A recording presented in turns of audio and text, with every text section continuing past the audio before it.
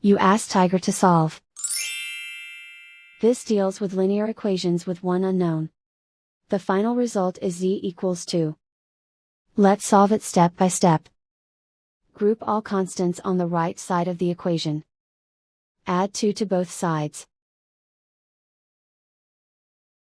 Simplify the arithmetic.